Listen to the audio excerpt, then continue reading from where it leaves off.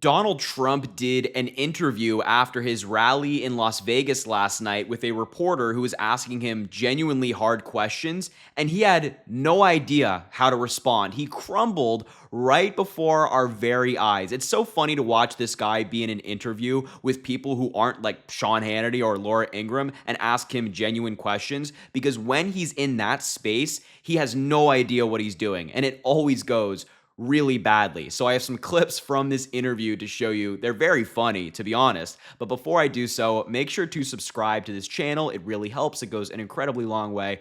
But let's just dive right in. So the first clip of two that I want to show you is probably the most embarrassing one. He's asked by this reporter about his plans surrounding tariffs.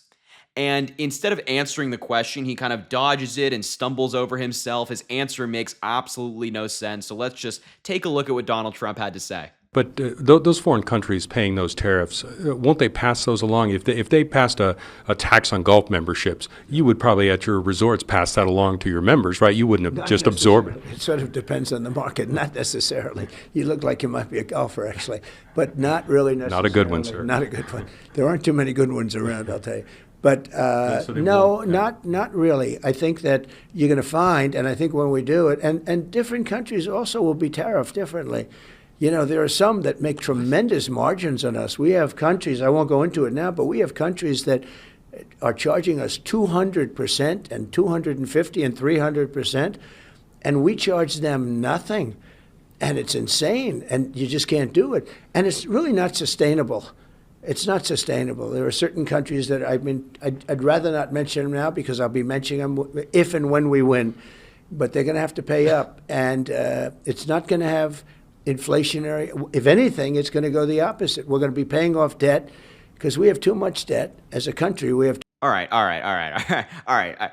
Let me know in the comments if you could follow that answer, because I have no idea what this guy just said. He was jumping in 9 different directions at once, trying to somehow get out of the corner that he's in. And notice his little tactic at the end there that he does all the time. He's like, you know what? We're going to tariff all these countries, but I'd rather not mention those countries right now because I'm not president. And he does this with everything. With healthcare the other day at the debate, he said he has concepts of a plan and that he'll be announcing it very soon. He's been saying that same thing for 8 years now. But this entire plan he has surrounding tariffs is utter nonsense, because what he tells us is that tariffs are a tax on China, for example. So if China wants to send something to the United States, they got to pay a tax, and that comes back to us, the government. But that's not how tariffs work.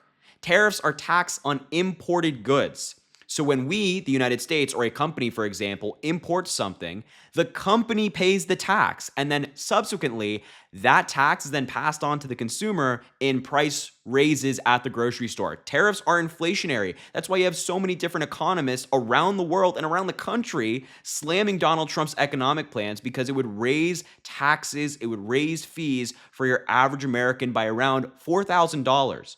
So that's actual basic Econ 101. If you have a basic understanding of economics, which you would hope that somebody running to be president of the United States would have, you would know that. But Donald Trump is lying to all of us. He's saying that it's a tariff on these other countries. It is not. Donald Trump's plans will raise prices for me, prices for you, prices for everybody in this country. But this speaks to a different problem.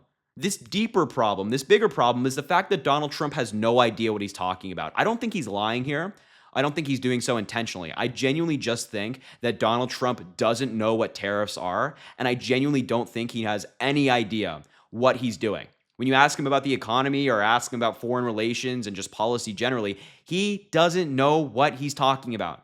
And that is dangerous for the presidency. The most powerful person in the world, you would hope that they'd be honest and competent when it comes to major topics like this. Donald Trump is neither. He doesn't check any box. He doesn't do anything better than Kamala Harris. This is why this election is so easy, and I always describe it as the easiest choice that we as Americans will have to make in modern American history.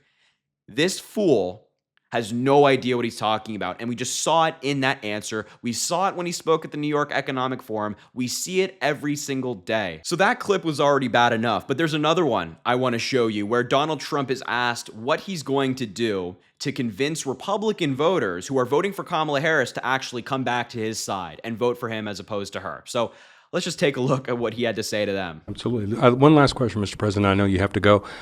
If there was a Republican for Harris here in the room with us, what would you tell that person in terms of persuading them to vote for you as opposed to vote for Harris? I probably wouldn't tell them anything, because usually it would be maybe a personality problem. Maybe they don't like the way I was tough on China. You know, a lot of them don't want me to be tough on China. A lot of them don't want me to be tough on anybody, because they're taken care of by people. You saw that. You saw that with Biden. He gets money from so many, his family gets money from so many different countries. And a lot of it's that. But for everyone they have, I have many. I have so many that have left the Democrats and they've come here. I mean, the governor of West Virginia, fantastic man, and Big Jim, I call him, he left the Democrats and he became a Republican, and now he's going to win the election. He's going to win very easily. So we have a lot of them, too. Well, thank you. What kind of an answer was that?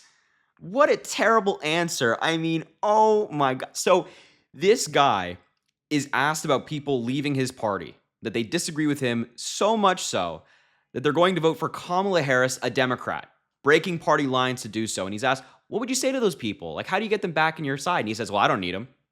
I wouldn't say anything to them. I think that they're on the side of China. They don't like that I was hard on these countries. They don't like that I was hard on China. I don't have to say anything to them. And we have so many Democrats switching side. Not only is that not true, there are no major Democrats switching sides, but there are major Republicans switching sides. It's just such a terrible campaign strategy. His entire strategy is insult, berate, and demean people who disagree with him, even if they are Republicans.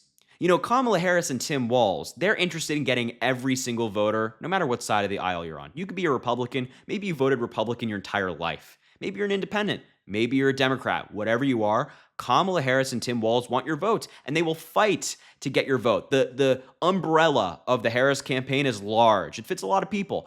The Trump campaign is very culty, very isolationist, you might describe it as, where he doesn't want anybody else that's not loyal to him. If you're not loyal to Trump, and you're not saying that Trump is the greatest thing since sliced bread, well, he doesn't want your vote at all. He doesn't want it. It's disgraceful that he talks about his fellow Americans like that, and it's a terrible campaign strategy that will very likely lead to him losing. I think the Harris campaign should play this clip in every single swing state, not even just every single swing state, Republican strongholds. Let these folks know who are kind of on the fence, or maybe they're leaning toward Harris, that Donald Trump doesn't want them. He doesn't like them. He doesn't care about them. So those are just two clips from that interview, but you can see it was just a total disaster. Donald Trump has this special ability, and I always say this, a special ability to shoot himself in the foot. Always. He always does it. He always makes things harder for himself, and it's who he really is. I mean, he could lie and say, oh, I would welcome these Republican voters back, or, oh, you know, I'm switching my policy on tariffs and things like that. He could lie. But that's just who Donald Trump is. He's disrespectful. He doesn't care about people. If you're not loyal to him, if you don't love Trump, you're not bending the knee and kissing the ring, then he doesn't like you. And he'll push you away. He'll insult you. That's who Donald Trump is. That is who he always has been. A liar, a fraud, a cheat. So anyway, he just crumbled. He has no idea how to answer these questions. Never has, never will. I will leave the video there. Thank you so much for watching. I appreciate you being here. Make sure to subscribe to the channel down below. It really, really helps. Also, drop a like on the video and comment. Let me know what you think about all of this. And as I always say, I really, really appreciate you, and I hope you have an amazing rest of your day.